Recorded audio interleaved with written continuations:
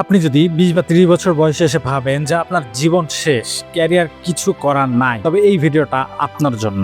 আজ আমরা এমন একটা ভদ্রলোকের গল্প শুনবো যিনি ৪০ বছর বয়সে প্রথম রান্না করা শুরু করেন এবং ৬৫ বছর বয়সে এসে যখন মানুষ রিটায়ারমেন্টের প্ল্যান করে তখন তিনি তার জীবনের প্রথম সাকসেস পান।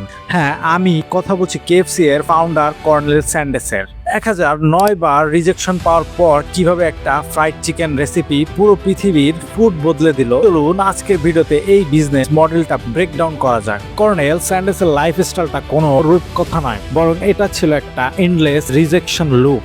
১৬ বছর বয়সে স্কুল থেকে ড্রপ আউট, ১৮ বছর বয়সে বিয়ে করে সংসার টেকেনি, আর একের পর এক চাকরি থেকে তাকে ফায়ার করা হয়েছিল। ইন্স্যুরেন্স এজেন্ট থেকে শুরু করে ট্রেনের কয়লা টানার কাজ সবকিছুই তিনি ফেল করেন। কিন্তু বিজনেস মাইন্ডসেটের আসল পরীক্ষা তখনই হয় যখন আপনার পিঠ দেয়ালে ঠেকে যায়। ৪০ বছর বয়সে এসে তিনি কেনাটাকি স্টেশনে ছোট একটা ডাইনিং টেবিল পেতে লরি ড্রাইভারদের জন্য ফ্রাইড চিকেন বিক্রি করা শুরু করেন। তার ১১টি সিক্রেট মশলার রেসিপি এতটাই হিট হয় যে লোকাল এরিয়াতে তিনি বেশ নাম কানিয়ে নেন। কিন্তু ১৯৫০-এর দশকে হুট করে একটা নতুন হাইওয়ে তৈরির কারণে তার রেস্তোরাঁ দিয়ে কাস্টমার আসা বন্ধ হয়ে যায়। ফলাফল ৬৫ বছর বয়সে এসে তিনি পুরোপুরি ব্যাংকরাপ্ট বা দেউলিয়া হয়ে যান। পকেটে ছিল সরকারের দাম মাত্র $১০৫ একটা সোশ্যাল সিকিউরিটি চেক। বয়সে এসে সাধারণত মানুষ হাল ছেড়ে দেয়, তো স্যান্ডার্স একটা ইউনিক বিজনেস মডেলের কথা ভাবলেন।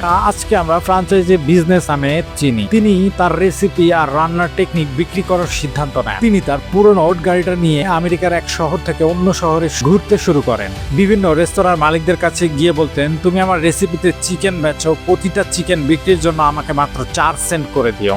ডাটা বলে টানা ১০০৯ বার রেস্তোরাঁ মালিকরা তার এই অফার রিজেক্ট করে দেয়। কেউ তার আইডিয়াকে পাত্তাই দেয়নি, কিন্তু তিনি থামেননি। ১০১০তম বার একজন রেস্তোরাঁ মালিক রাজি হন, আর বাকিটা তো হিস্ট্রি। পরবর্তী ১০ বছরের মধ্যে পুরো আমেরিকায় কেএফসি এর ৬০০ এর বেশি আউটলেট তৈরি হয়ে যায়। ১৯৬০ সালে ৭৪ বয়সে এসেও তার এই বিজনেস সাম্রাজ্য $২ মিলিয়ন বেশি বিক্রি করে দেন। এই গল্প থেকে আমাদের টেকঅ্যাওয়ে কি? ফার্স্ট অফ অল, সফল হওয়ার জন্য নির্দিষ্ট বয়স নেই। আর সেকেন্ডলি, আপনাদের প্রোডাক্ট যতই ভালো হোক, যদি আপনার মধ্যে রিজেকশন হজম করার ক্ষমতা না থাকে, তবে বিজনেসে সার্ভাইভ করা অসম্ভব। আপনার বয়স এখন কত এবং আপনি কোন আইডিয়া নিয়ে কাজ করছেন? কমেন্টে শেয়ার করুন।